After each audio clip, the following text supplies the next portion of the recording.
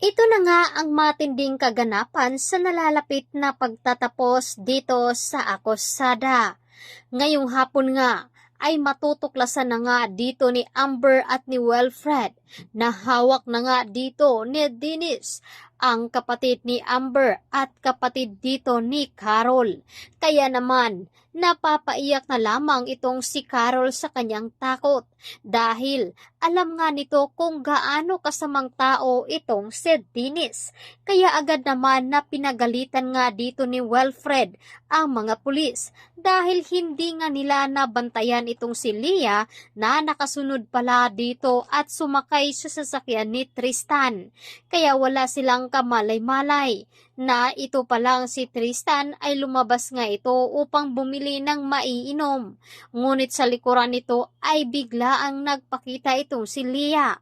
Sakto naman na ibabalik nga ni Tristan si Leah sa bahay ay dito naman dumating itong si Dennis at madali nga itong hinarangan ang kanilang sasakyan.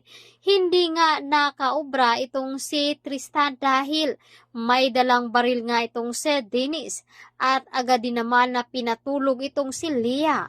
Dinala nga dito ni Dennis si Tristan at Leah sa kaniyang pinagtataguan. Sa di kalayuan naman ay kitang-kita nga dito ni Dennis ang kinaroroonan dito ni Carol.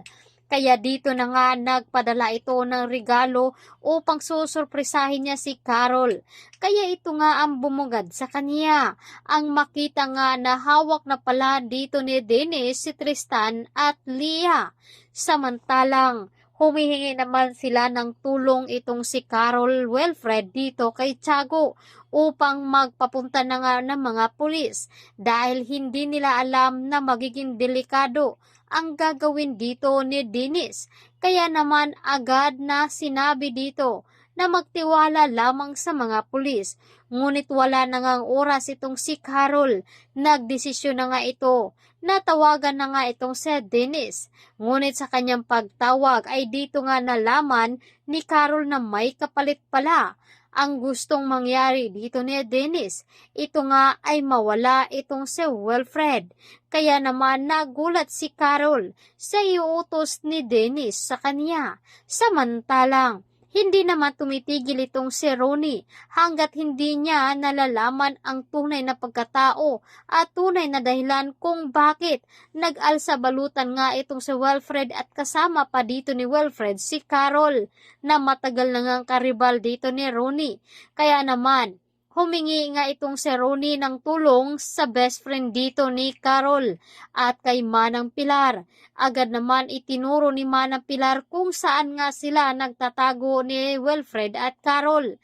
At dito na nga pupunta itong si Ronnie at sakto naman ang kanyang naabutan ay agad niyang binaril si Carol upang masaktan nga itong si Dennis. Kaya ito muna ang ating highlights natin ngayong hapon dito lamang sa Akusada. Maraming salamat!